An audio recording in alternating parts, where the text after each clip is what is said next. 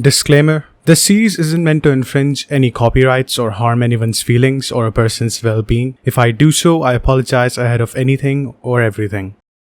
After trying to compose the mess that was Bonapartes in the first episode of Ramsay's Kitchen Nightmares, and failing to do so, resulting in multiple reopenings and shutdowns, a few drunk driving arrests, lost ambitions and whatnot, not through any fault of his own though, Gordon moved on to an even bigger challenge for the second episode.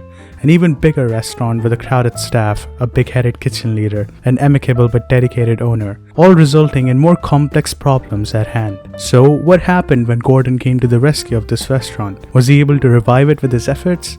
Or did the shop close, just like the first episode?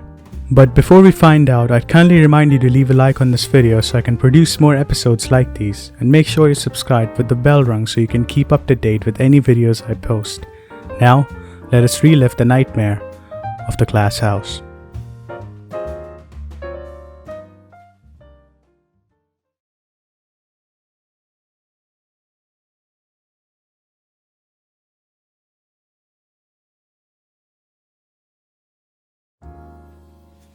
In the small town of Ambleside in northwest England's Cumbria region is where Gordon finds his next destination, but it's not such a vacation for Chef Ramsay as one might expect. This quaint little English town resides quite an exquisite building of pure wood and glass, one of the most beautiful combinations for a comfortable looking escape in northern England's cold and predictable weather, appropriately called the Glass House. Though we never see much or any of the town, not even Gordon arriving there unlike the first episode, Ambleside seems like the perfect town to have the Glass House as its prime, its big restaurant, even if it looks more like an inn. We do quickly find out that that isn't the case though. So who are living the nightmare? Well, you, me and Gordon. That's three. But who are the ones who are actually in charge? The owner of the restaurant, Neil Farrell, had owned the Glass House for 3 years when the episode was shot, and was heavily in debt as well, and was almost nearing bankruptcy too. So much so that he had turned off his phone to not get any calls. And the kitchen is headed by Richard Collins, 37 at the time of the production, the same age as Gordon Ramsay. Somehow his yearly pay of a whopping £25,000 a year that he can't even barely justify bothers Gordon. A lot, perhaps more than it should. You'll see. Other staff in the kitchen include the young couple Ian and Claire, the former working full-time while the latter running a bookshop at the same time as well. Craig, who had attended catering college, but according to Gordon, he's clueless. The kitchen porter Randal, who seems to be too fond of Gordon, saying they're related because they're both Scottish. By the way, do you know what a kitchen porter is? I never even heard of the term before this episode. Apparently they're hired to wash dishes and manage other small duties. We can always learn a few things with some entertainment. Anyway, upon Gordon's arrival, he has a meeting with Richard. Richard, even before anything happens, starts suggesting that Glass House should be a pizzeria, which sounds like the worst idea since the building doesn't really give off that impression, and the restaurant's talent would all go to waste in trying to advance this, which thankfully never goes anywhere beyond this room. This seems to be the first strike for Richard in Gordon's book. He genuinely looks surprised about how can a man raking in £250,000 come up with such a plan at his workplace.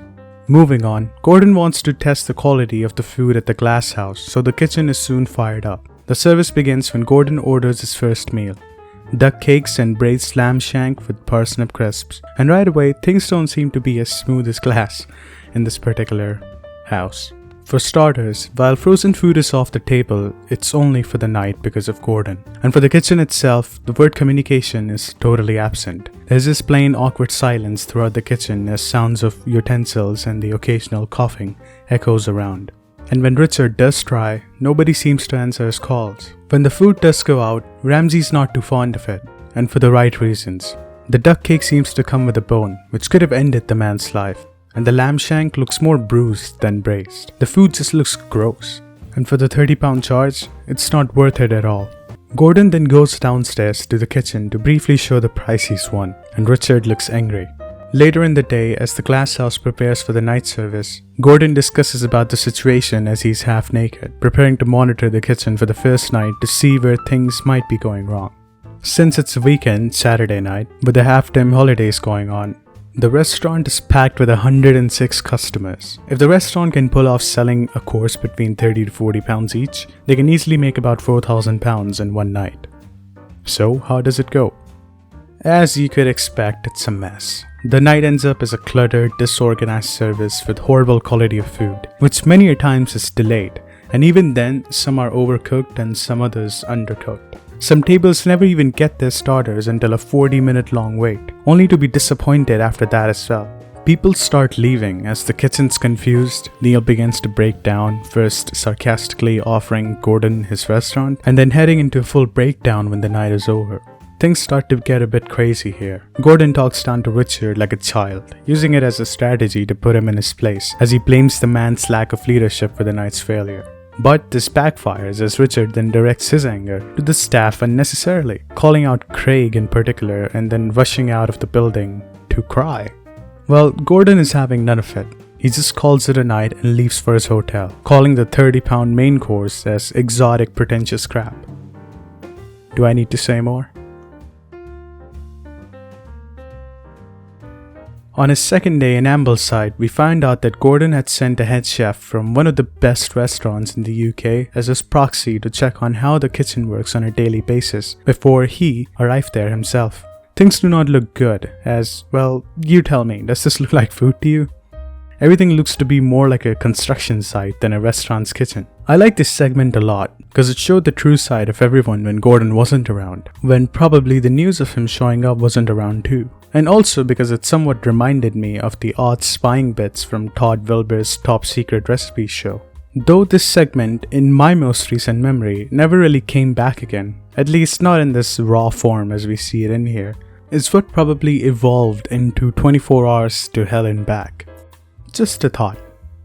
Since Gordon already knows the true situation of the glass house's kitchen and storage facilities, he doesn't really go around to insult people and show them this or that, since it's already a pretty big restaurant as well, with a big staff. He avoids all the inspecting and insulting, and then humbly joins in along with the staff to clean the kitchen and the storage. Later in the day, Gordon suggests Neil to put up a new sign in order to help people locate the restaurant better, which is a good thing considering the restaurant, because of its terrible marketing, looks more like a getaway bread and breakfast for tired metropolitan couples than a weekend family dinner attraction. In addition to this, it seems that out of the many problems in the glass house, the first is with the menu, which is cluttered with almost every kind of dish that is available, from exotic cuisines to popcorn. It seems like the restaurant is trying to cater to every kind of person out there. But it is a bad strategy because then you don't have a niche. You're kind of a jack of all trades, so as to say. Gordon fixes this while insulting vegetarians.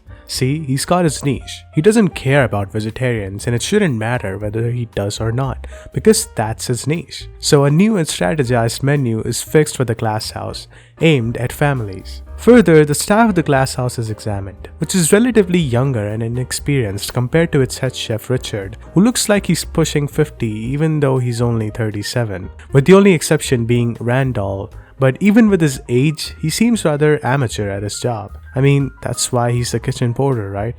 Let's look at the rest of the staff then. First up is Craig, who was called out for what I believe to be unjust reasons in only the beginning of the episode. He still seems a bit scared of the cameras ever since the incident, and he comes off looking very uncomfortable in the kitchen in general.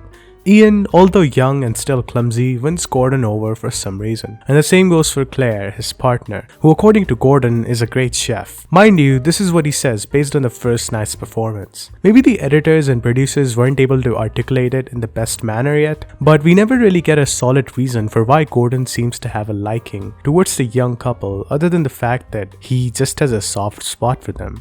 But I feel like if you can make Gordon Ramsay have a soft spot for you the first day you meet him, that in itself is a great achievement, right? Now, back to the owner Neil, who seems to quickly pick up on Gordon's ideas. I have to say that he did come off as generally agreeable, letting Chef Ramsay make the changes he wanted to with the menu, the food, the suggestions for the staff, and the restaurant in comprehension, except for the head chef Richard. Throughout the episode, it feels like there's this battle between Neil and Gordon, where the owner wants the head chef to stay almost out of passiveness, and Ramsay wants him to constantly leave, almost out of aggressiveness. It seems like Gordon just couldn't get over the fact that Richard was getting paid £25,000 for butchering a restaurant. Come to think of it, anybody would be pissed off about that. Anyway, this is not the only instance of any kind of incompetency or lack of leadership on part of the owner Neil, as only shortly after, on the very same night, he accidentally gives the early supper menu, the cheap one, to a bunch of rich early arrivals, instead of the more expensive, exquisite a la carte menu to the rich Johnny on the spots. Weirdly enough, he ends up giving both menus after Ramsay slams him. Why would anybody want to pay more for something when they know they don't have to?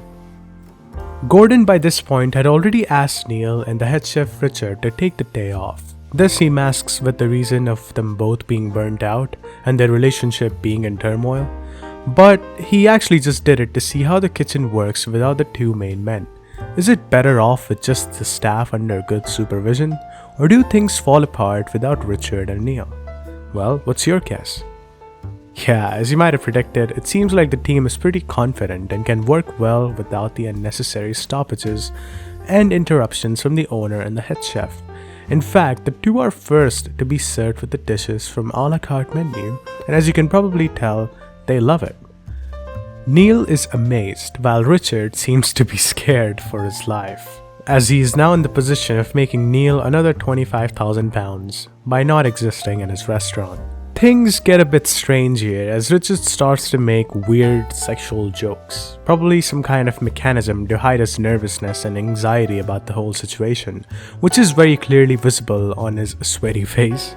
When the night is over with, it's clear that even though Craig is the one who was put in charge of the kitchen, it is Claire who runs the place, and it seems like the soft spot of Gordon was just a foreshadow of what was to come. Can't argue with Gordon Ramsay. Richard is visibly shaking, and his words do not make his case any better as he rambles on about how he's the head chef and the staff is his family, and how the kitchen functions well under him, even though his absence didn't seem to make much of a negative impact, instead actually make a positive impact. Lastly, the conversation turns to Claire's degree somehow, like out of nowhere, who is in a dilemma between choosing to complete her education or run the bookstore as she works part-time at the restaurant. Then they call it a day.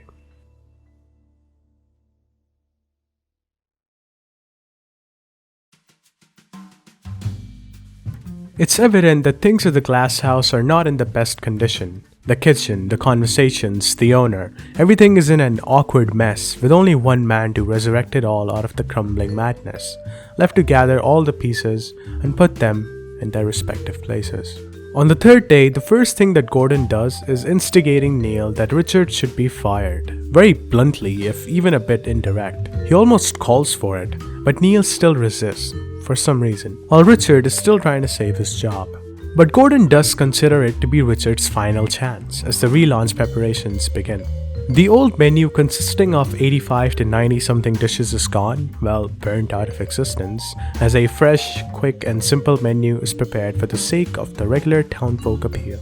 Talking about regular townfolk, about 70 guests are invited from the local area, booked in shifts to ease off the pressure. And oh, a waiter is also told to clear his breath. Well, what did they expect? It's Gordon Ramsay.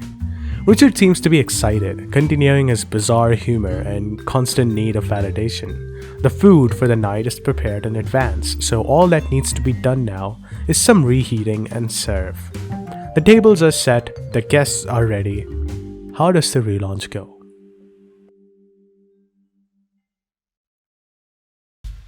The night takes off with a bad start. Richard, even though under the risk of being fired, instantly goes back to his demeaning ways.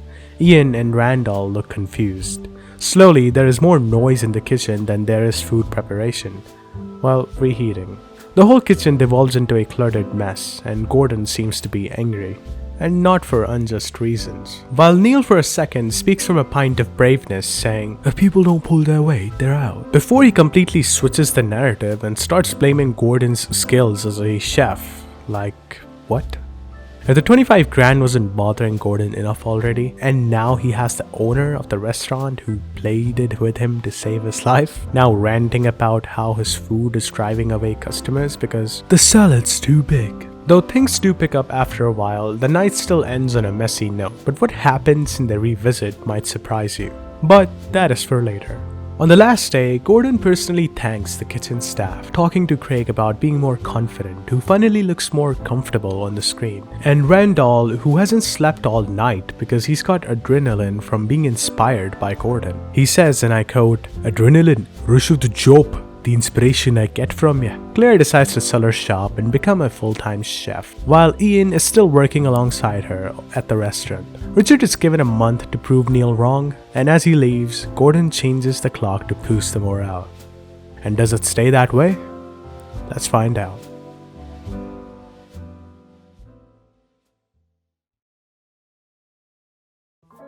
Three months later, Gordon returned to the glass house to find the restaurant in a very good shape, along with 3 new big signs around the corners. The owner, Neil, seems to have grown a mustache as well, which I don't know if it suits him. And Richard is still working at the restaurant, whether by proving Neil wrong or the heat between them dying down will always remain a mystery. Craig seems to have taken a bigger role in the kitchen while Claire is absent. Ian seems to be doing well at the restaurant too. Also, Randal seems to be gone. I guess the adrenaline went as fast as it came in. Jokes aside, I hope he's fine now. Ramsay tests the food and, well, he finally gives in to Richard as the food really wins him over. Even with all these changes in only 3 months, the restaurant seems to be doing amazingly with a 20% turnover. It seems that all is good with the glass house. Well, what about the second visit then? In the second season's 5th episode, we see Gordon return to the glass house. What about the staff? We find out that Richard is still working at the restaurant, and Claire's back after selling her bookshop while Craig has left. Following this, Gordon seems to be in such a good mood that Ian and Claire are offered a job by him, and in a beautiful turn of events, go off to London to work at his restaurant. With the addition of new staff under training, including an ex-bouncer for some odd reason, Neil Farrell's The Glass Restaurant seems to be in a really good situation. At the point of the episode's production, Glass Restaurant seems to be enjoying a 30% turnover, while the man himself, Neil Farrell, takes 20% of the monthly profits plus the £25,000 as his salary. That is a lot of money. Though he still drives an Astor van, his humble nature is soon sold to the devil when he trades it in with a pickup of David Beckham's kind. And well, besides the departure of the restaurant's veterans, it seems to be a happy ending. Still.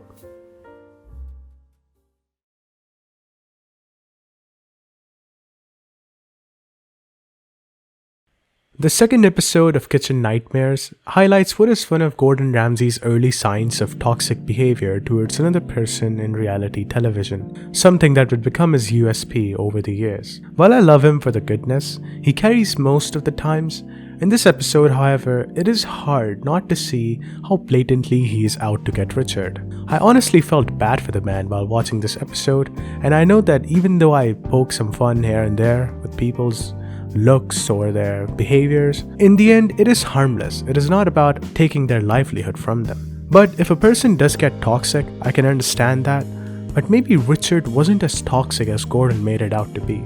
Maybe, like most people out there, he was just a misguided person who needed some help from somebody who was an expert in the field. But Gordon wasn't out to do that. I do not know, I just feel this way. Let me know what do you think about this in the comments. Anyway, where and how is the Glass House, or the Glass Restaurant, doing now? Well, according to Reality TV Revisited, the Glass House is now called the Fulling Mill and seems to be working well.